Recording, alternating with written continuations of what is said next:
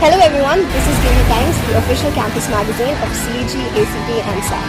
And today we have with us a rich and melodious voice Okay. who has captivated the audience with her evocative music and soulful lyrics. So welcome ma'am. Thank you We're so so much. glad to have you with us today. Absolutely. So how did you know that music was your calling? What inspired you to take this route? So I think when I was 4, I was like this super naughty child that my mom couldn't handle by herself. So there was thanks to the music teacher that was there at the end of the road who volunteered to take care of me a few hours a day, and so I ended up being a part of all music classes, right? And that's how the interest came. But this was when I was 4. But it was not until I was 16, 17 that I realized that I was actually not a bad singer. Like I can't sing. I've been it became 16. And I think college culturals and all of that helped. And even after that, I studied media. Right? I studied media in college, and even after that, I think I was always a little more inclined towards media than music. Although music was always a part of me. It was, I think, somewhere around 35 when I realized that music has to be my career. And I have shifted everything and moved everything around to become a full-time musician now. So we'll see how that goes. That's great one. So 4 years later, you've been having music around Yeah, you. correct, yeah. Which song or project are you most proud of, and why is that? And what are the challenges you faced?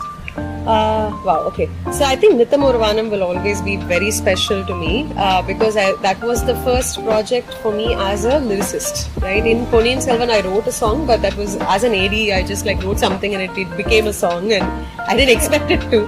But Nitham Urvanam was the first time when someone outside of my circle actually heard something and said, okay, I want you to write this song. I wrote one song and then he made me write all the songs in the project, and it was a very enriching experience for me. And then of course as a song, I think the most important song in my career, or the song which kind of told me that at this point I was still having a full-time job, I think it was after the song that I realized I had to quit and completely focus on music, and that was Urudi in Coke Studio Tamil. So I think even the whole experience of writing that song was extremely spiritual, and so That's great. Yeah, I've read that you auditioned as a dubbing artist in Ho just for fun, but you got selected. Correct, How did that feel? See, I think I've always been this person that is curious and open to new things. Okay, I've never had one strict plan that I followed, which is why you will see I've done multiple things, right?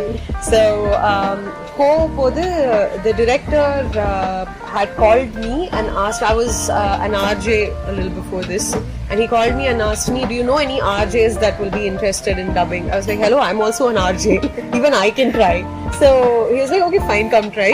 But since he knew me from, so the same 4-year-old, he was my neighbor. KV Anand sir was my neighbor. So I've known him from when I was a baby, right? So he told me I don't want to be biased, so I will probably do a blind listening and pick one, but you come and give an audition.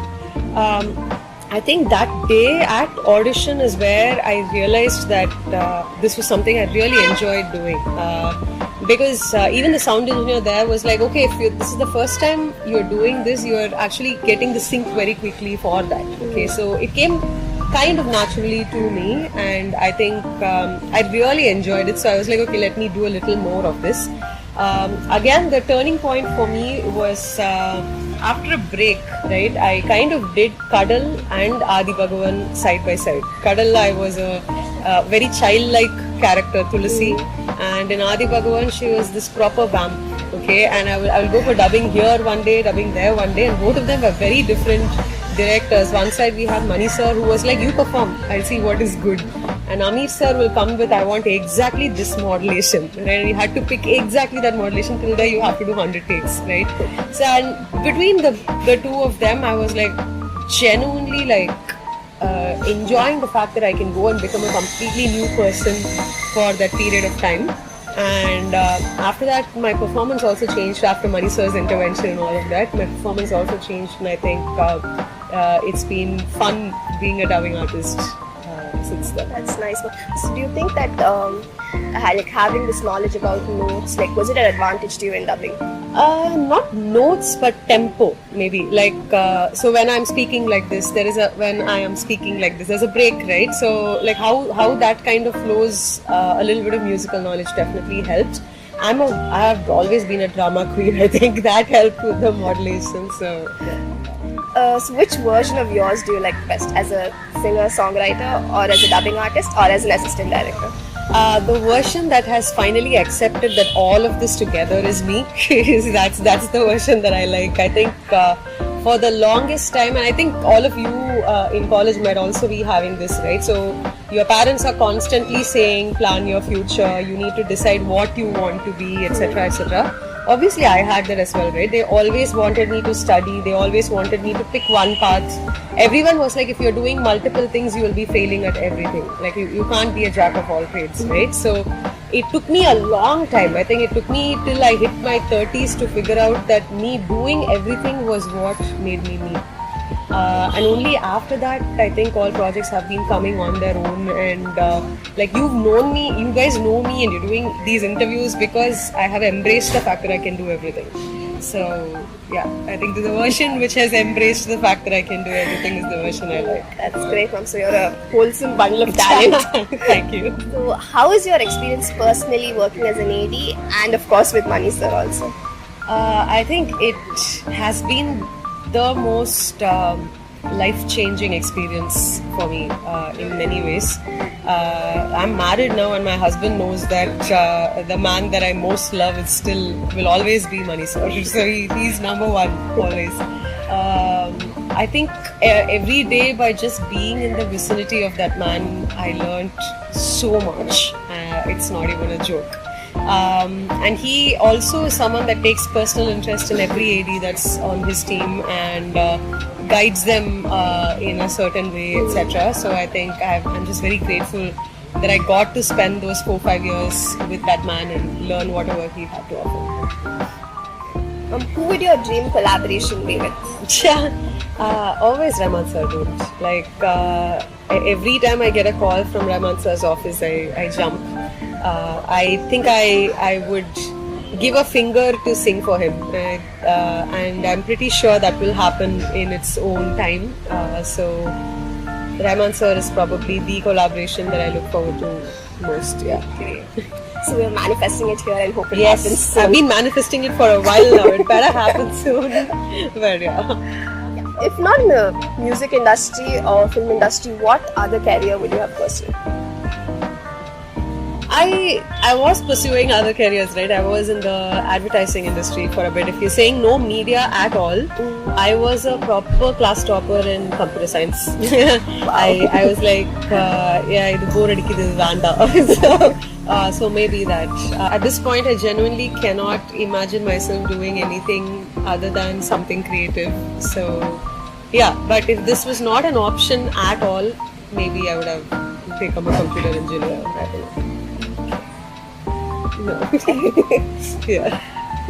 My personal favorite song of yours is Nee Mattum. Okay. And especially Thank the you. lyrics, I just Okay. love them. Okay. So can you sing a few lines for us? Sure. Nee mattum podum pogadhe neeyalai thadagangal endagam eekade. That's enough. You want me to go on? We could listen to you forever. Thank you, bro. So finally, what legacy do you hope to leave behind in the world of music? Like any specific goals you want to achieve? The world of music is changing so quickly right now, dude. So I just want to be a part of the whole process. There was definitely a phase where I was thinking of the legacy I wanted to leave behind, etc. And I've also noticed the legacy I want to leave behind as an idea keeps changing every 3 to 4 years. So music of Vittita, the legacy I want to leave behind is that Kritika lived very gracefully and she left a great impact on the people that she touched. I think that's a legacy that I definitely want to leave behind. But when it comes to career, I think I just want to live in the moment, make the best of whatever projects I'm part of, and learn on the go. And that's as much as I'm going for at this point. That's wonderful. The last of our session, let's get to know a little bit about you. Sure. So I'll just ask you a few favorites. Okay. Your favorite food? Vettakondu sadam or puli sadam. That's my I'm a puli sadam addict. Favorite actor? I like all of them actually. I think performance-wise, I really like Dhanush. Personality-wise, I've been a huge fan of Jayam Ravi and Vikram. I think I like all of them. Okay. Favorite sport? Sport அப்படினா favorite sport la கிடையாது. I think when I was in school I played a little bit of throw ball, so maybe that. I think my most favorite sport would be sleeping. That'll be fun. Yeah, that's fun. Plus one. Yeah. Favorite song? How can you pick one, dude? It's like a whole. I think for each mood there's a different song. But I think one of my go-tos probably is Nee Paartha Paarvai Koru Nandri from Hera. Okay, what is your favorite thing to do when you're free? Sleep. Great. Or binge watch something. Favorite spot in Chennai? Interesting. Beach. Actually, a little off Chennai, somewhere near Kovalong, there's a beach where I think I keep rediscovering myself every time I go there.